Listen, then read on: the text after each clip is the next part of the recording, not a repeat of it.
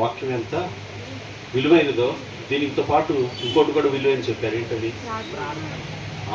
ప్రార్థన. ప్రార్థన ప్రార్థన ఎంతో విలువైనది అనమాట ప్రార్థన. వాక్యం వింటానే ఉంటారు, వాక్యం గురించి చాలా మందికి తెలుసుకోవడం ఇలా ఉండాలని నేను అనే చెప్పినట్టుగా. కానీ ఆ వాక్యం నెరవేర్పు మాత్రం వారి జీవితంలో జరగదు. ఎన్నాము ఇలాగే ఉండాలి, ఎలా ఎందుకు మాట్లాడలేకపోతున్నాం అంటే కారణం ఏంటంటే వాళ్ళ జీవితంలో ఆ ప్రార్థన అనేది ఉండదు, ఆ వ్యక్తిగతమైన ప్రార్థన అనుభవం అనేది ఉండదు. చూడండి, చాలామంది ప్రార్థన పరులు చూస్తాము, వీళ్ళు నిజంగా దేవుని చిత్తానుసారంగా ప్రార్థన చేస్తున్నారంటే వాళ్ళ మాటలు ఏంటంటే ఎలా ఉంటుంది, కటువుగా, కఠినత్వంగా, కొట్టినట్లుగా, ఎదుటి వాళ్ళు భయపడిపోతారు. వీళ్ళు మాట్లాడుతున్నారంటమ్మో వీళ్ళకి భయపడ పదంటారు బాబు అని పారిపోయేటట్లుగా ఉంటుంది. మళ్ళీ వీళ్ళు ఎవరంటే లోకంలో చెప్పుకుంటే వీళ్ళు ప్రార్థనా పరులు అంటారు. అసలు వీళ్ళు ప్రార్థన చేస్తున్న విధానం ఎవరితో చేస్తున్నారు, ప్రార్థన చేసినప్పుడు వీళ్ళకి ఏం అనుభవం కలుగుతుంది అనే విషయాలు మనకి ఏమాత్రమో అర్థం కాదు. ఎందుకు చెప్తున్నాను, నాతో పాటు సహోదరుడు పరిశుద్ధ భావం చెప్తూ ఉంటాయి కదా. వీడేం చేశాడు, మధ్యాహ్నం కళ్ళనీళ్ళు పెట్టుకుని నా దగ్గరికి వచ్చి, అన్న ప్రార్థన నిజంగా అంత శక్తి కలిగిందన్న, రుచి చూసి తెలుసుకుంటున్నానండి. తమ్ముడు ఏమైందిరా అని అంటే, వాడు చుట్టూ ఇద్దరు ఇస్తారు వర్కర్లు అనమాట, లేడీస్ అనమాట వాళ్ళు ఉండేది. మా దగ్గర లేడీస్ ఎలా ఉంటారు తెలుసా, మీరు కూడా చూస్తూ ఉంటారు. నోటితో మాట్లాడతా, కళ్ళతో నొసలతో వెక్కిరిస్తారంట. ఆ టైప్లో ఉంటుంది, ఆడుకుంటారు, చెడుగుడు అన్నట్టు ఆడతారు. ఇంకా కొంచెం ఇబ్బందిగా ఉంటుంది మీకు చెప్తే, ఫోన్ నెంబర్ ఇచ్చి సాయంత్రం ఫోన్ చేయంటారు. అంత పెద్ద టాస్క్ ఉంటుంది అనమాట అక్కడ. అంత ఏమాత్రం గబుక్కున్నారు తెలిసి ఏంటి అన్నాం అనుకో, నన్ను ఇలా అంటున్నారండి అని చెప్తారు. ఇలా అంత భయంకరమైన పరిస్థితులు ఉంటాయి. వీళ్ళందరూ తట్టుకొని పని చేయలేడు అక్కడ, పని చేయాలి. వాళ్ళతో పని చేయటువంటి టాస్క్ అనమాట, మామూలుగా ఉండదు వ్యవహారం. అలాంటి వాళ్ళ మధ్య చేయలేక వాడు నలిగిపోతా ప్రార్థన చేసుకుంటాడు. వాడు రోజు ప్రార్థన చేసుకొని చేసిన తర్వాత నా దగ్గరికి వచ్చి, ఇవాళ వాళ్ళ మీద అంటే ఏం కలిగిందో తెలుసా, ప్రార్థన చేస్తుంటే రోజు చిరాకు వచ్చే వాళ్ళ మీద ప్రేమ కలిగిందంట. అప్పుడు వీళ్ళు ఏమైపోతారని జాలి కలిగిందంట, దయ కలిగిందంట. నాకు రోజు కోపం వచ్చేదన్నా, నిజంగా దేవుడు ఎంత కనికరం కలిగినాడు, ప్రార్థన చేస్తే వాళ్ళ మీద నాకు జాలిని పుట్టించాడన్నా, ఆ దేవునికి నేను ఎంతైనా కృతజ్ఞుడనన్నా అన్నాడు. నన్ను చూస్తే ఫస్ట్ గట్టిగా పట్టుకుని ముద్దు పెట్టుకోవాలని చూసిన కారణం అది కావాల్సింది ఏంటిది, అది నా దేవుని మాట నెరవేర్పులోకి రావాలి, నా దేవుని గుణ లక్షణాలు కనపడాలి. ప్రార్థించే వారిలో మనం మాట్లాడితే ఏసై మాట్లాడినట్లే ఉండాలి, మనం చేస్తే ఏసయ్యే కనపడాలి. అది కోరుకోవాలి. అర్థం చేస్తున్నాం అంటే ప్రార్థన ఒకలాగా ఉంటుంది, మన జీవితాలు ఒకలాగా ఉంటాయి. దానికి దీనికి ఏం సంబంధమో ఉండదు. మన ప్రార్థన అసలు దేవుడు వింటున్నాడా, దేవుని చిత్తానుసారంగానే ఉందా, దేవుని కార్యం ఎంతగా నెరవేర్చబడుతుంది, దేవుని ఆలోచన నేను ఎంతగా ఎరిగాను అనే ఆలోచనలు ఏమీ లేకుండా ప్రార్థన ఉండిపోయినాయండి. ఈరోజు ప్రార్థన మేము కూడా ప్రార్థన చేస్తాం, మేము కూడా ప్రార్థన పరులవే అనుకొని మోసపోయే వాళ్ళు చాలామంది ఉన్నారు అట్లాగా. కానీ ఆ ప్రార్థన వాళ్ళకి ఎంతవరకు సహాయం చేస్తుంది, ఆ ప్రార్థన ఎంతగా దైవుని యొక్క రూపంలోకి, ఆ వాక్య నెరవేర్పులోకి వస్తుందని ఏమాత్రం పరీక్షించుకోలేని వాళ్ళు చాలామంది నాకు కనపడుతూ ఉన్నారండి. నేను చూస్తూనే ఉన్నాను. చాలా బాధాకరమైన విషయం, చాలా బాధాకరమైన విషయం. అది మాత్రం చెప్తాను. వాక్యం ఎంత అవసరం, ప్రార్థన కూడా అంతే అవసరం. ఒక క్రైస్తవుడు వ్యక్తిగత సహవాసం కూడా చాలా అవసరం. ఏది కావాలి? వ్యక్తిగత సహవాసం చాలా చాలా చాలా చాలా అవసరం, తెలిసిందా? అది లేకుండా కనుక ఏమి మనము చేయలేం. కొద్ది లేచి నుంచి కొంతమంది పెడతారు విజ్ఞాపన, ఈ చివరి నుంచి ఆ చివరి దాకా చెయ్యాలి, అందరి కొరకు ప్రార్థన చేయాలి. ఆ ప్రార్థన చేసే వ్యక్తి ముందు దేవునికి ముఖ్యం. పరిశుద్ధంగా ఉన్నావా, నీతిగా ఉన్నావా, దైవ చిత్తానికి అప్పగించుకుంటున్నావా, దేవుని యొక్క ఆలోచనకు లోబడుతున్నావా, దేవుని కార్యం జరగాలని ఆసక్తితో ఉన్నావా అనే విషయాలు చాలా జాగ్రత్తగా మనము చూసుకొని ప్రార్థన చేయాలి. నాకు ప్రార్థన వచ్చి నేను ప్రార్థన చేస్తున్నానే, 10 మంది ప్రార్థన పనులను మనల్ని కూడా మెచ్చుకుంటున్నారని చెప్పి వాళ్ళు చెప్పే వీళ్ళు చెప్పే మాటలకి మనం మోసపోవాల్సిన అవసరం ఏమి, మనుషులు గొప్పల కొరకు మనం చూడాల్సిన అవసరం ఏమి లేదండి. దేవుడి దృష్టికి మనం అనుకూలంగా ఉన్నాం మాత్రమే చూసుకోవాలండి. చూసుకోలేము. చెప్తున్నాడుగా, మన మాటలు ఎలా ఉంటాయంట, వెండి పనుల్లో పెట్టిన బంగారపు పండ్ల వల్లేనంట. ఆ వెండి బంగారం అనే వాటిని చుట్టుకోకుండా మాట అంట అంత మృదువుగా. అదే ఎవరైనా చర్చికి రావట్లేదు అనుకో, ఏంటి చర్చికి రావట్లేదటగా, ఏమైపోతారు, నాశనం అయిపోతారు అంతే. ఏమనుకుంటున్నారు, చర్చికి రాకపోతే తెలుసా కొట్టుకుపోతారు అని అంటే ఎట్లా ఉంటుంది? వాళ్ళు కొట్టుకుపోయేది ఏముందో, వీడు కొట్టుకుపోతావో అన్నట్టు ఉంటారు. అంతేనా? ఏమన్నా ఇంకా మా చర్చికి రావట్లేదంట, ఇలా రాకపోతే ఎట్లాగమ్మా సహవాసంలో, దేవుడు ఎంతగా ప్రేమించి ప్రాణం పెట్టి అని ప్రేమగా చెబుతా అంటే చర్చికి రావట్లేదంట, కొట్టుకుపోతారు, ఏం లేదు, ప్రార్థన చేస్తామా చేయట్లేదు, ఏమైనా ఉందా, పోతావు పాపంలో పడి నాశనం అయిపోతాం అని ఇట్లా మాట్లాడుతుంటే ఇంకా వాళ్ళు చేసేవాడికి వచ్చేవాడికి ఏమైనా ఉంటుందా?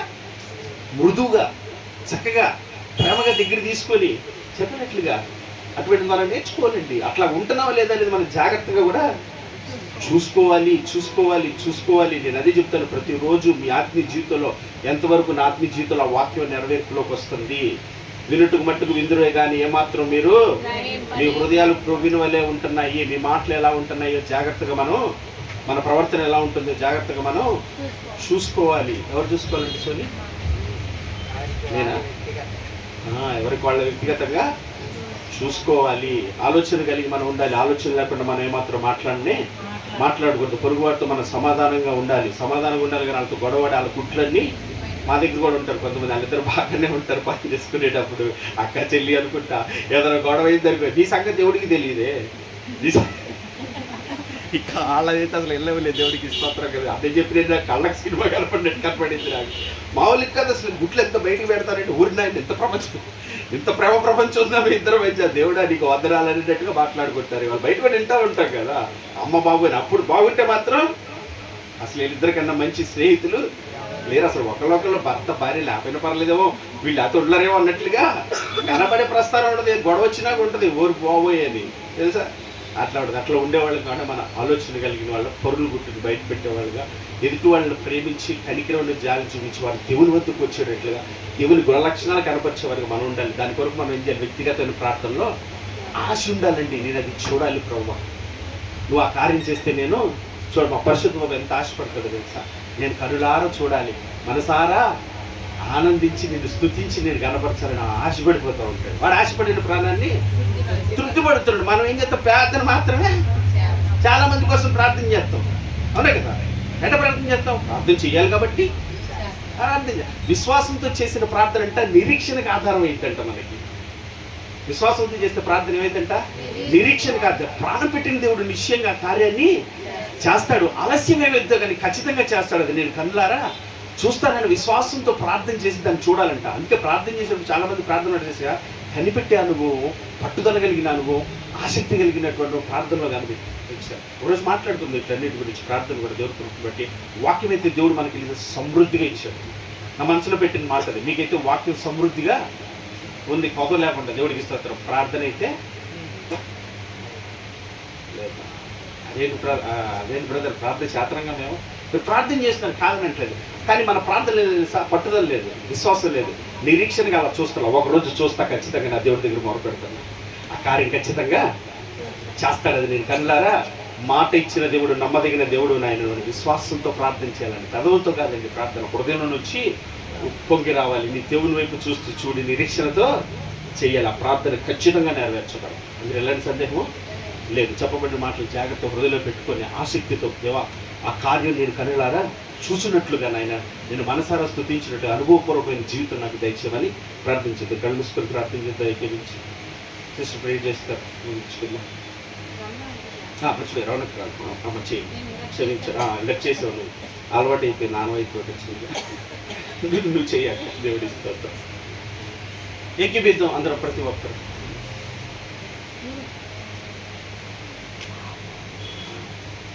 అదే వాళ్ళకి వస్తుంది.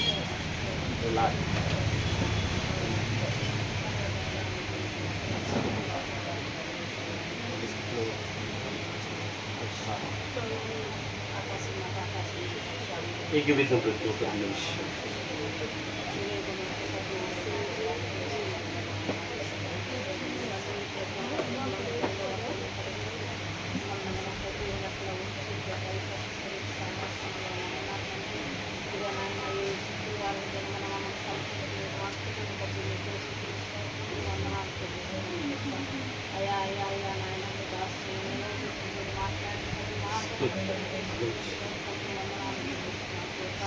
అయా నీ పని వారిని ఎలా ప్రేమించాలో ఎలాగా నాయన అయా వాళ్ళతో వేసుకోవడంగా ఉన్నప్పటికీ కూడా ఉండే ముందు మాట్లాడి వాళ్ళతో సమాధానం కలిగి ఐక్యత కలిగి ప్రేమ కలిగి ఉండాలని నేను మాట్లాడుతున్నాను.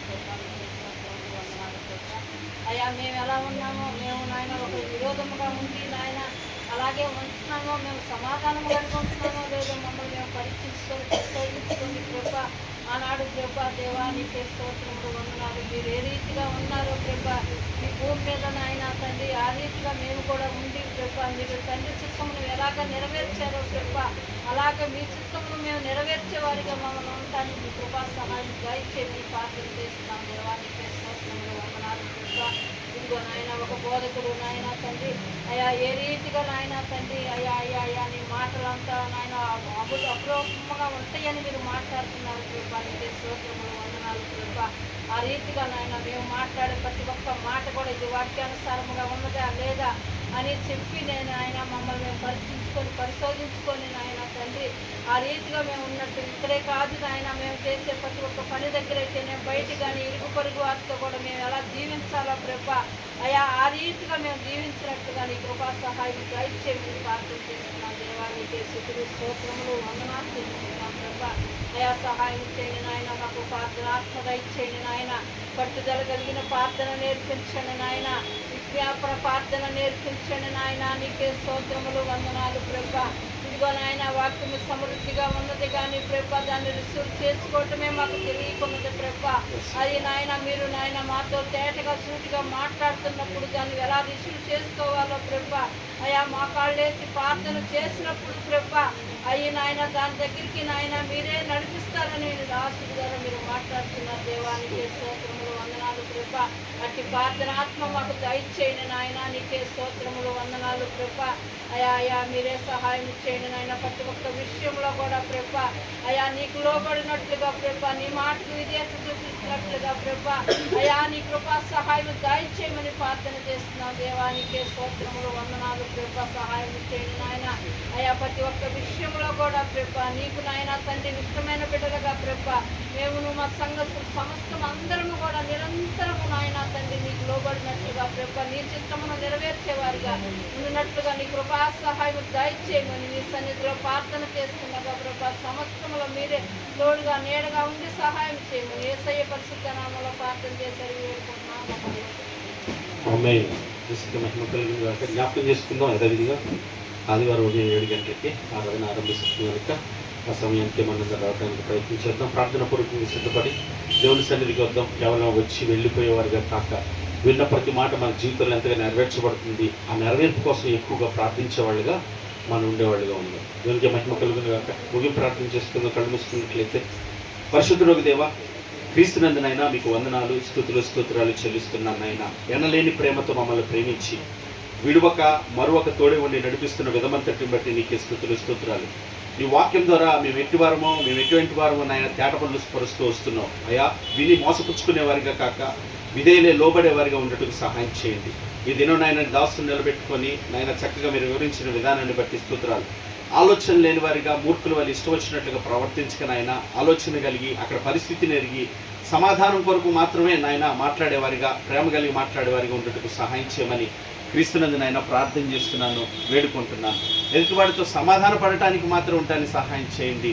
ఎదుటివాడితో గొడవలు పడి వాళ్ళ గుట్టును బయట పెట్టేవాళ్ళుగానో వారి యొక్క విషయాలను బయట రేపేవారిగా అటు దుష్టుని యొక్క లక్షణాలు ఎవరిలో ఉండకుండా నాయన పారదోలబట్టుకు సహాయం చేయండి. మా మాటలు నాయన వెండి పనులను పెట్టిన బంగారపు నాయన పండ్ల వంటే అలాగుంటాయి అన్నారు నా తండ్రి. నాయన మృదువైన మాట కోపంలో చల్లార్చును అంటున్నారు.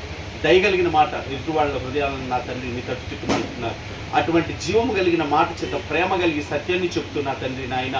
అయ్యా మీతో మాట్లాడుతున్నామని ఎదుటి వారితో మాట్లాడుతున్నామంటే మీతోనే మాట్లాడతామని జ్ఞానం కలిగిన తండ్రి నాయన. ప్రేమ కలిగి దయగలిగి మాట్లాడే మాటల్లో మాకు దయచేయమని ప్రార్థన చేస్తున్నాను నాయన.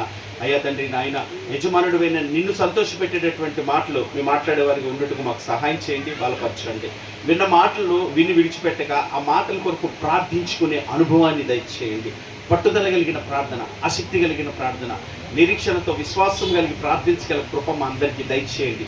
ఏది లోటుగా ఉందో మాకు తెలియచేస్తున్నాను ఆయన. ప్రార్థన మీకు కొదవగా ఉంది అంటున్నావు తండ్రి నాయన.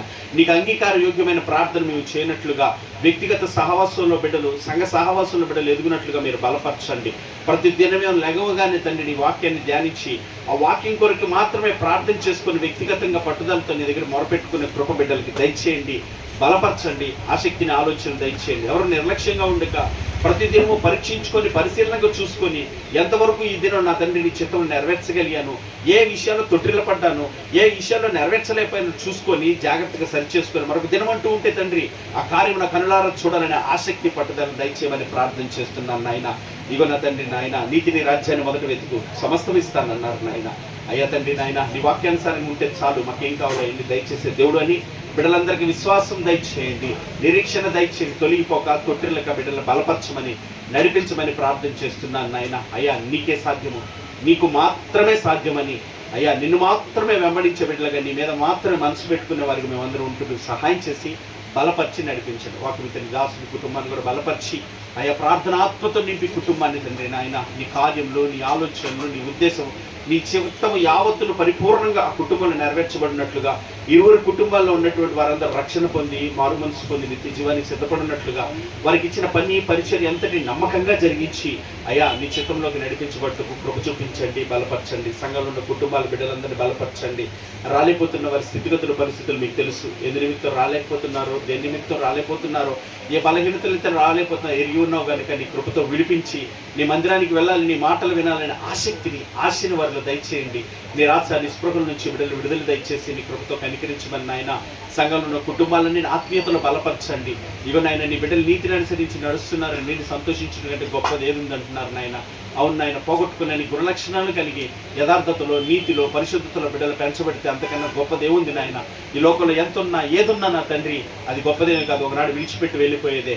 కానీ నీవు అనుగ్రహించిన నీ గుణలక్షణాలు తిరిగి నీ వద్దకు రావడానికి మాకు సహాయం చేస్తాయని తెలుసుకునే జ్ఞానం పరిపూర్ణంగా బిడ్డలకు దయచేసి బలపరచండి. పరిచర్య నీది, ప్రజలు నీ వాళ్ళు, నీ చిత్తానుసారంగా సమస్తం జరుగుటకు సహాయం చేయండి.